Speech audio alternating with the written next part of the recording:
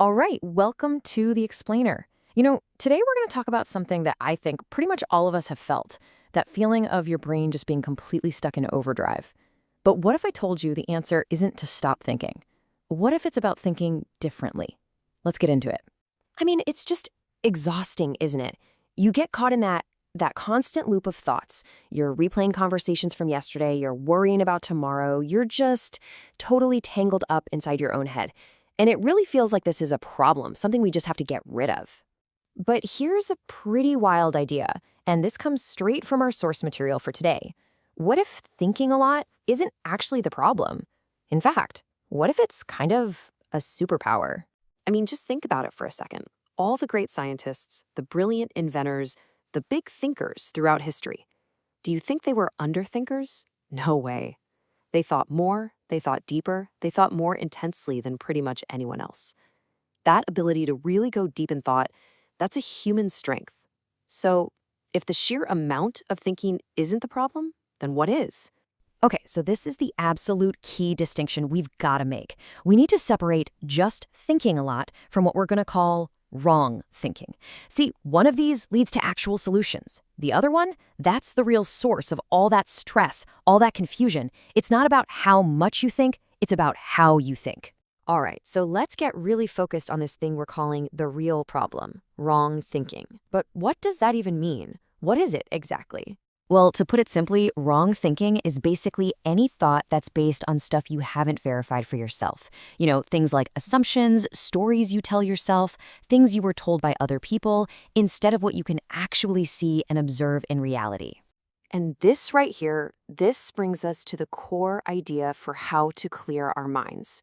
It really all comes down to learning to tell the difference between a thought that's based on a belief and a thought that's based on reality. So let's break that down a little bit. Because, you see, these two paths, they lead to totally different destinations. Thinking based on belief, that's all about stories and assumptions. It requires faith to keep it going, and that's exactly why it so often leads to conflict, right? Because my beliefs might crash right into yours.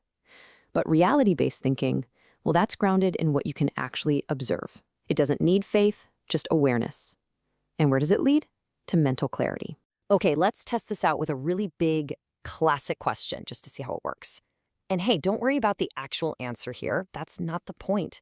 What we want to do is look at the process of thinking about it. So if your answer is a hard yes or a hard no, you're coming from a place of belief. You're taking a firm stand on something that, let's be honest, most of us haven't directly experienced or seen proof of. And when you do that, you now have a position you feel like you have to defend. But a reality-based answer? That's just, I don't know. And that's not admitting you're ignorant, not at all. It's actually a statement of fact. It's based on your personal, observable reality. You're just acknowledging what you have and haven't experienced. And suddenly, there's nothing to defend. There's no fight. There's just clarity. And really, that clarity, that's the whole point. Because when we're constantly running on these unverified beliefs, we create a very specific and often very messy internal state. It's like a chain reaction, Beliefs are, well, they're kind of fragile. So when they get challenged, either by reality or by someone else's belief, it creates this conflict inside of you. And it's this constant state of internal conflict that our source material calls a problematic mind. And at the end of the day, isn't this what we're all looking for? A mind that isn't constantly at war with itself? A mind that's clear, that's calm, that's just present. According to this way of thinking, that state of inner peace, that's happiness. Okay, so this all sounds really great in theory, right? But what about when you're actually in it? When you're stuck in one of those negative thought spirals? How do you actually use this stuff? Let's get practical. So here's a super simple 3-step process you can use anytime this happens. Step 1, just notice the feeling, acknowledge it. Okay, I'm feeling fear or I'm feeling angry. Step 2, pause and ask yourself that all-important question. Is this feeling coming from a belief or is it based on what's actually happening in reality? And then step 3, if you realize it's a belief, your next job is to go find the reality. Here's a really easy example. Let's say you watch a scary movie, and now you're freaked out that there's a ghost in your house. The fear you're feeling is totally real, but it's based on a belief you picked up from the movie. The reality, though? The reality is that the ghost you saw was just an actor wearing a bunch of makeup. When you ground yourself in that simple fact, the fear just kind of dissolves. And this works with people, too. We do it all the time. You might have a negative judgment about someone, right? You think, oh, they're just that kind of person. Well, that's a belief. You're literally just making up a story about them in your own head. The path to reality? It's simple, but yeah, not always easy. It's communication. You have to actually go talk to them and find out what's real. So to kind of wrap this part up, our source gives us a few really solid rules for keeping a clear mind. A couple of them really jump out at me. First, your only job is to clear your own mind, not anyone else's. And second, getting really clear on the difference between learning from someone, which is awesome and powerful, and comparing yourself to them, which will just tear you down. And really, when you look at all of this, it all just boils down to one single powerful theme.